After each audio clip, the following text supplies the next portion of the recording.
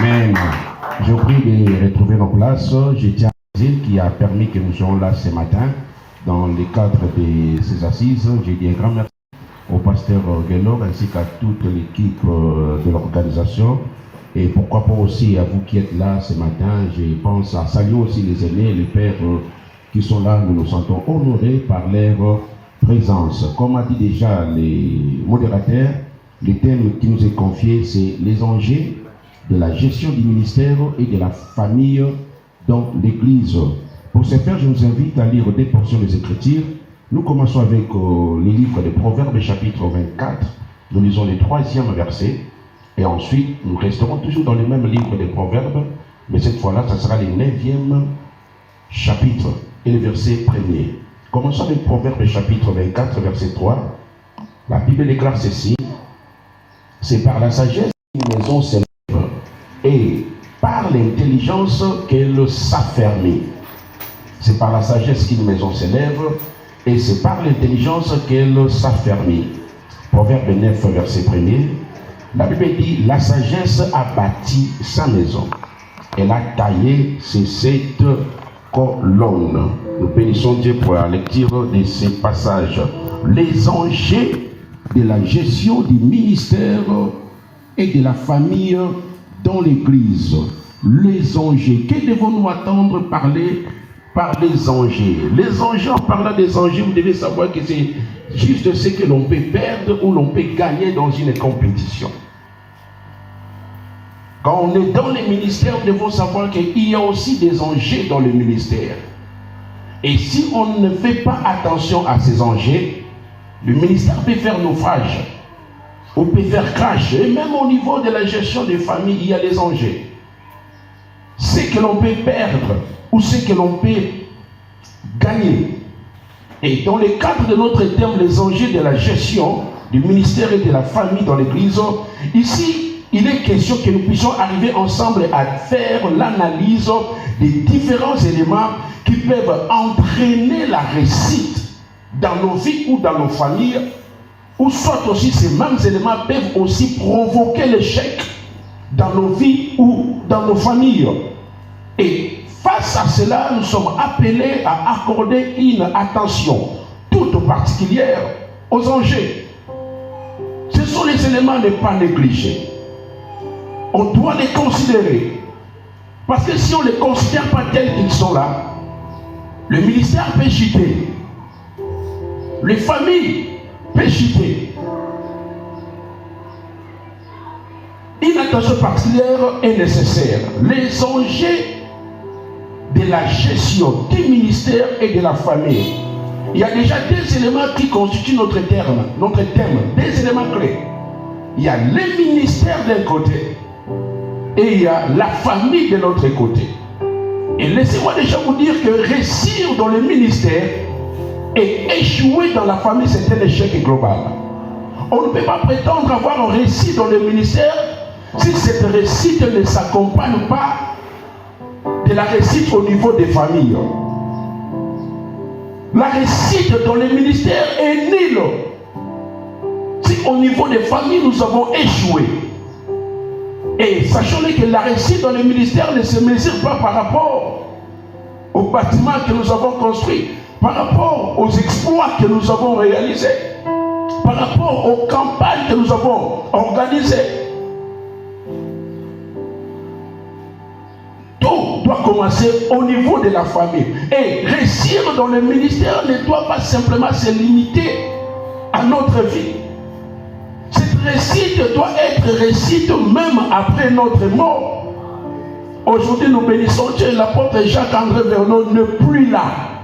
Mais la réussite là est perpétuelle. Pourquoi? Parce qu'il a eu à considérer les enjeux de la gestion du ministère et de la famille. Nous comprenons que nous avons déjà un thème à double volet. D'un côté, il faut brosser sur la famille, et de l'autre côté, il faut parler du ministère. Alors, comme la grâce nous est donnée encore d'intervenir demain, nous savons trouver bon de sceller les choses pour être beaucoup plus profonds. Aujourd'hui, nous voulons nous arrêter à parler des enjeux de la gestion du ministère dans l'église. Et demain, nous parlerons des enjeux de la gestion de la famille du ministre à l'église. J'aime beaucoup ce que disait Josué. Moi et ma maison, nous servirons. Souvent, nous avons l'habitude de voir l'église au détriment de la famille. Et ce sont des choses qui nous ont tués. Ce sont des erreurs qu'on a eu à commettre dès le départ. On était trop pasteurs. Et on n'a pas si joué le rôle qu'il fallait en tant que père de famille. Vous savez, dans nos communautés, vous le savez très bien. Au niveau des églises, nous avons des pasteurs assistants, des pasteurs associés qui pourront faire en sorte que si aujourd'hui tu n'es pas là, tu seras automatiquement remplacé. Les fidèles auront un autre pasteur. Mais au niveau des familles, il n'y a pas de papa assistant, il n'y a pas de papa associé. Si aujourd'hui tu n'es pas là, tes enfants seront appelés orphelins. Et si au niveau de l'église, il arrive un pharaon qui n'avait pas connu Joseph, c'est grave. S'il arrive un pharaon qui n'avait pas connu Joseph, les enfants d'Israël deviendront des esclaves. Et toutes ces choses-là doivent pousser le serviteur à réfléchir autrement. Et c'est ça qui fait qu'aujourd'hui, comme a dit le pasteur, le docteur Sacré, aujourd'hui, il y a beaucoup d'enfants de pasteurs qui maudissent le ministère de leur père.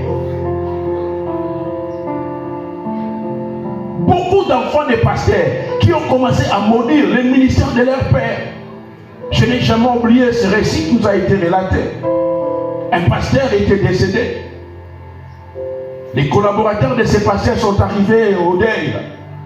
Ils ont commencé à vouloir fortifier la famille. Même les membres de l'église, les anciens, les diacres étaient là pour fortifier les enfants. Ils disaient aux enfants, en tout cas, Dieu ne va pas vous laisser. Votre père était un bon pasteur. Il a bien servi le Seigneur. Il a bien travaillé pour le corps de Christ. Un enfant courageux a dit, s'il a été un bon pasteur, mais du moins il était un mauvais papa. Du moins il était un mauvais papa. Et les enjeux de la gestion du ministère et de l'église et de la famille au sein de l'église exigent à ce qu'un équilibre soit établi. Amen. Exige à ce qu'il y ait de l'équilibre. Par cet équilibre, je ne vais pas pousser les pasteurs à être égoïstes. Je ne vais pas pousser les pasteurs à faire des choses par intérêt. Mais je vais pousser les pasteurs à savoir équilibrer. Des choses qu'on a eu à connaître en retard, et ça nous a aussi donné un certain retard. Quand Salomon bâtissait le temple, et juste après avoir terminé à construire le temple, il a aussi construit sa propre maison. Des fois, nous sommes trop focalisés à construire les temples, mais nous ne pensons pas aussi à construire la maison. J'aime beaucoup la déclaration de la femme samaritaine et je trouve dans cette déclaration un vrai défi lancé à Jésus. Jésus, en s'entretenant avec cette femme lui dira une chose. Es-tu plus grand que notre père Jacob qui a créé ces puits? Lui-même a bu l'eau de ces puits. Et même nous, ses enfants, nous buvons l'eau de ces puits. Es-tu plus grand que lui?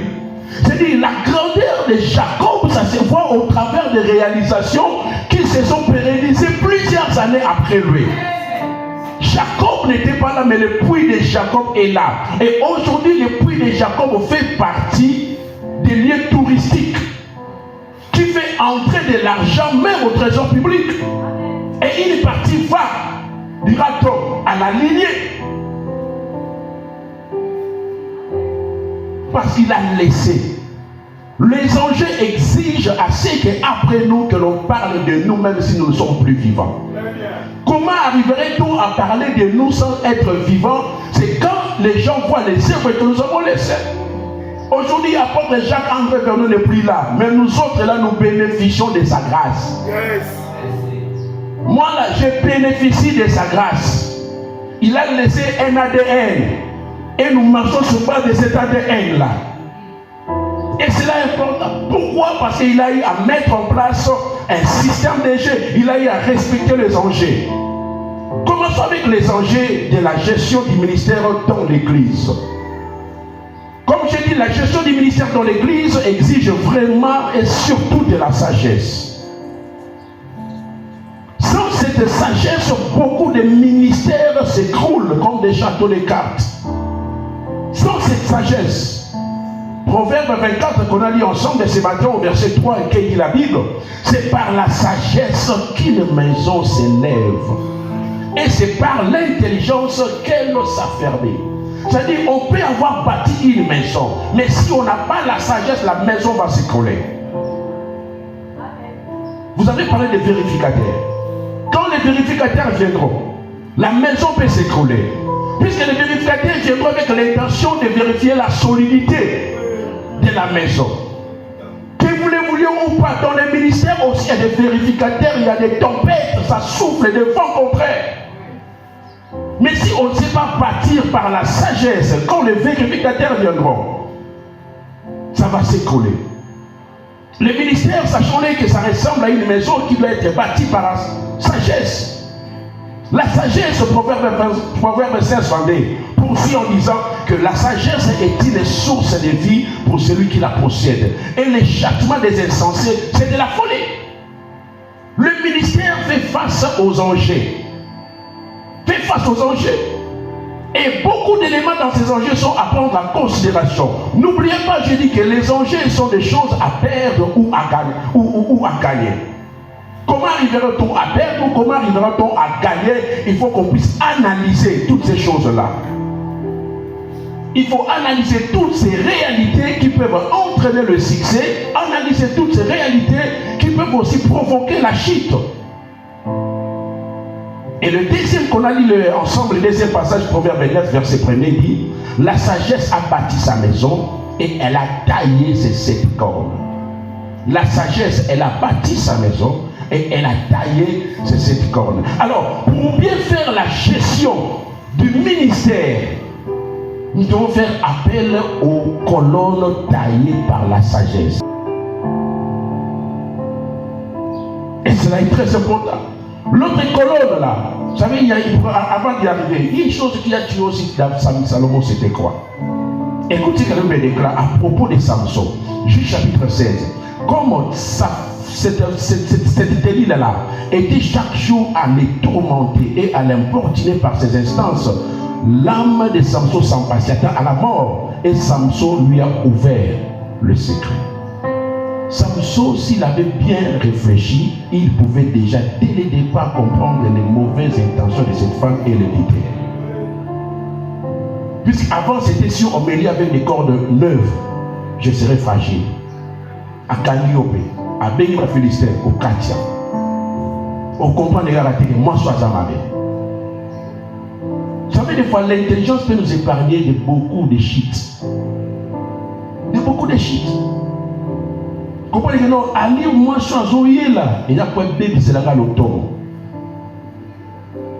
Prends des dispositions, mets en place des disciplines. Vous savez, aujourd'hui, il y a ce qu'on appelle les leçons gratuites dans la vie.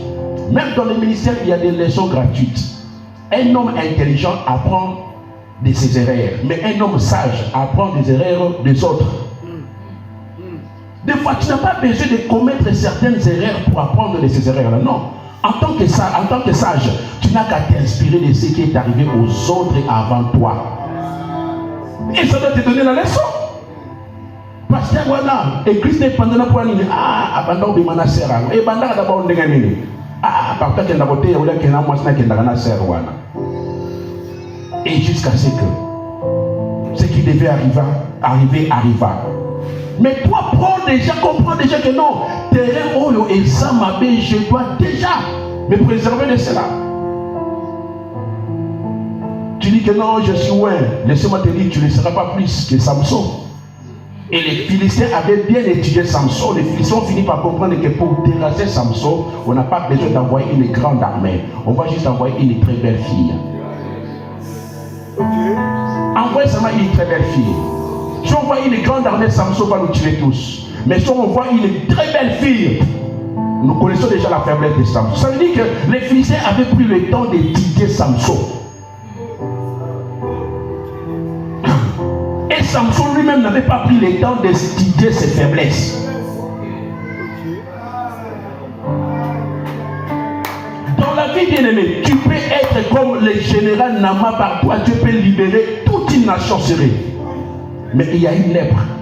Tu dois être conscient de cette lèpre-là. Tu dois savoir qu'à partir de cette lèpre-là, les choses peuvent changer. Tout peut basculer à partir de ça. Quel est ton point faible?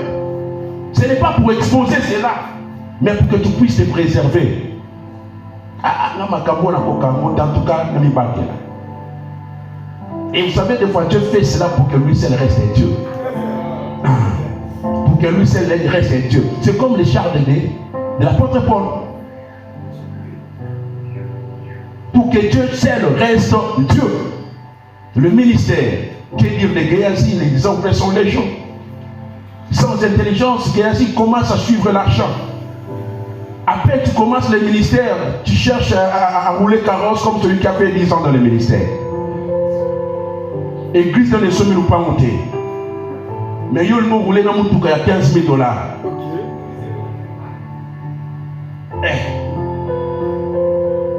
Église est non locataire, mais tu roules carrosse. Mais c'est que tu n'aimes pas les ministères. C'est que tu n'aimes pas les ministères. Non, non, bando ton gâté. Je ne sais pas où est-ce qu'on nous a relaté ça, si c'était ici à Bobo ou comment, je ne sais pas. Un pasteur, Dieu lui avait fait grâce, il a reçu une très grande somme d'argent. Quand il a pris cette somme d'argent, waouh, directement il est allé en Chine. C'est à fait. Bien sûr, il avait aussi acheté quelques instruments pour l'église. Mais pour lui aussi même, il a renouvelé la garde-robe. Il retourne à Kinshasa.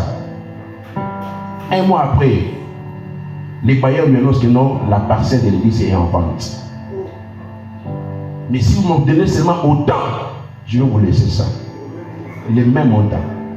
Les mêmes montants que les pasteurs viennent de gaspiller en Chine. Les mêmes montants. Zamba yeba que on a un problème de songolo. À précéder, vous savez, des fois Dieu fait précéder les problèmes de solution. À pécher en mode déjà avant. Mais au thème maillé les athées. Où est le costume? Où est le mixeur? Il y a $5 000. Mixeur, magnétisme, ça m'a casse. Allô. La parcelle est vendue, l'église se retrouve à la belle étoile, l'église est Mwangani, les Angers. L'église est confiée. L'église est confiée, mais le pasteur n'a pas d'instrument. La suite, c'était quoi? Il a vendu les instruments. Il a pris Mangondo. C'est fini. Nous devons apprendre. La Bible déclare dans 1 Corinthiens chapitre 10, verset 6. Or, ces choses sont arrivées pour nous servir d'exemple et elles ont été écrites pour notre inscription. N'attends pas que certaines choses t'arrivent pour apprendre la leçon. Tu n'as qu'à t'inspirer de ce qui est arrivé aux autres. Inspire-toi, ça va te préserver. Le ministère est sacré. L'autre colonne, la loi de l'association, les connexions sur tout ça. Il y a certaines personnes et certains endroits à ne pas fréquenter. Surtout ce qui tue les serviteurs, c'est cette loi-là.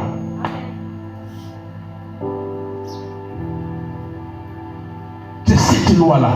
Toute relation qui ne te bénit pas te maudit. Toute association qui ne te fait pas avancer, te fait régresser. Il n'existe pas une relation qui peut nous laisser intacte. Soit ça nous impacte positivement, soit négativement. Soit positivement, soit négativement. Vous savez, des fois, quand je regarde l'histoire, le récit de Naomi et de Ruth, chacune d'elles était une bénédiction pour l'autre. Naomi était déjà âgée. Naomi ne pouvait plus se marier, par exemple, à Boaz. Mais Naomi avait de bonnes informations qui pouvaient aider Ruth à avancer. Ruth avait la beauté, Ruth avait la jeunesse, Ruth avait les sangs chauds. Mais il y a certaines informations que Ruth n'avait pas. Et cette association-là, ça fait que les choses puissent marcher. Parce que l'enfant qui naîtra de Ruth Non, mais va la récupérer, va les récupérer. Une association donna. Je ne cherche pas ma liée à toi parce que tu as l'argent, non. Mais parce que tu as quelque chose de Dieu dont j'ai besoin. Amen. Cette chose-là, ça peut être une grâce, pas forcément des moyens financiers. Quelles des relations qui nous ont tués. Docteur Sacré a parlé d'Achitophel. Oh, vous savez, des fois quand on parle d'Achitophel, c'était terrible, parlant de cet homme. Dès Samuel 17, la Bible déclare que là, c'était après. On dit que les conseils d'Achitophel avaient autant de considération que la parole de l'Éternel. Vous imaginez? Les conseils d'Achitophel avaient autant de considération que la parole de l'Éternel. Mais la grâce qu'Achitophel avait là d'avoir un tel conseil, vous savez pourquoi ça fonctionnait? Ça fonctionnait parce qu'Achitophel était sous le leadership de David. Quand Achitophel a quitté le leadership de David, cette grâce a cessé de fonctionner. Quand Achitophel va s'allier à Absalom, cette grâce-là, l'autorité de cette grâce-là va s'éteindre. Il y a certains collaborateurs qui sont avec nous, leur grâce est encore forte parce que Dieu les a placés pour nous. Dieu sait que nous avons besoin de cette grâce-là. Quand ces collaborateurs-là se trouvent que non, ma grâce est là, je suis indispensable. Ah, je vais quitter Docteur Sacré, je vais aller commencer avec Absalom. Non, Dieu t'avait donné ça pour être à côté de David et non pour être à côté d'Absalom. Le jour où tu vas quitter David pour aller chez Absalom, cette chose-là va aussi se retirer de toi. Certaines grâces, nous les savons parce que à cause des personnes que Dieu a placées au-dessus de nous. Tu veux t'allier à Absalom, tu vas perdre. Il y a beaucoup de personnes qui, par de mauvaises associations, ils ont perdu même les grâces que Dieu leur avait données. Ils ont perdu cela. Je n'ai jamais oublié l'histoire de ce pasteur. Il était assistant dans une église à Lingwala-Kinshasa. Dans cette église, il y avait beaucoup de mamans à l'époque, des mamans Lomé. Elles étaient des grands partenaires de cette église-là. Et ces mamans commençaient à vouloir faire la loi à l'église. Ils ont trouvé que le pasteur était intact. Vous donnez l'argent, mais vous mettez là, c'est moi qui vous enseigne. Ce n'est pas à vous de me donner les messages à enseigner. Maman se sont dit non, on ne veut plus de cet homme. Ils ont séduit l'assistant. Toi aussi tu prêches bien, non? Mais pourquoi toujours être après les pasteurs? Viens, on peut commencer une église. Nous-mêmes, nous allons te soutenir. Ils ont pris l'assistant. Dans les mêmes quartiers aussi, ils ont commencé une église. Quand moi, partir oh, l'assistant, tant qui est assistant, alors tant que nous avons tant que nous avons loi. Pour te continuer, il faut bien faire des choses.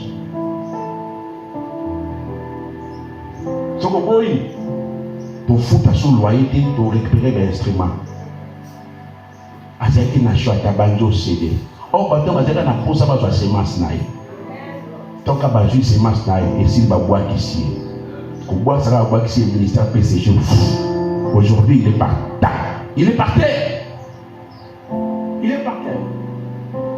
Il est par terre. De fois le fait d'être placé à côté d'un homme de Dieu établi, ça joue aussi à notre protection spirituelle. Ça joue aussi à notre protection spirituelle. Ça joue sur notre protection spirituelle. Tu veux t'allier à Absalom. Auprès d'Absalom, quand je vais me retrouver, je n'aime pas, comme a dit le docteur, je n'aime pas les choix de David sur Salomon. Moi je vais Absalom, je m'allie à Absalom. La grâce que tu as là, Dieu te l'avait donnée pour être avec David et non avec Absalom. Comme tu quittes David, cette grâce-là aussi te quitte. Il y a beaucoup de personnes qui ont eu à perdre. Pourquoi? À cause de mauvaises associations. Et là, les exemples sont les gens. Il y a beaucoup d'exemples de ce sens. D'autres enjeux que nous trouvons dans les ministères, et ici, je sais qu'on appelle la 4e colonne. Quelle est la 4e colonne? Cette sagesse, cette 4e colonne nous appelle à savoir que tous nos associés ne resteront pas forcément toujours avec nous. Un jour, ils seront libérés. Bien sûr, nous exercerons sur eux la relation de paternité. Mais il arrivera un temps, ceux qui vont avoir colis, ça va nécessiter que nous puissions les libérer. Kende bandanda kuna yomena tikali tata. Obisu mwana comme déjà na ba 30 ans, nanda kwa papa si c'est un garçon. Papa lo bane songa nanda ko 20 ans, eza mobulu. Eza mobulu. Pour ana posa mona libanda, ana posa solo la libanda. Donc papa, tu dois pas commencer à lui donner des ordres comme s'il était un enfant de 12 ans. Il arriverait à un moment donné, il faut les lâcher. Il y a un proverbe chinois qui dit ceci: les enfants de 12 ans ne joueront pas ensemble pendant 12 ans. Nous avons 12 ans, mais on ne restera pas ensemble pendant 12 ans. Il arriverait à un moment donné. Ça se voit avec nos amis d'enfance. Ça se voit. Ça se voit. Chacun a pris sa direction selon sa destinée. Il arriverait à un moment donné, les enfants doivent prendre une direction selon la destinée. Bien sûr, ils resteront toujours des fils. Ils resteront toujours des fils. Ils resteront toujours des fils. Il faut les lâcher. Amen. Il faut les lâcher. C'est comme les corbeaux. Élie, les corbeaux peuvent te nourrir un jour, mais les corbeaux ne te nourrira pas toujours. Oui. Les corbeaux peuvent te nourrir un jour, mais les corbeaux ne te nourrira pas toujours.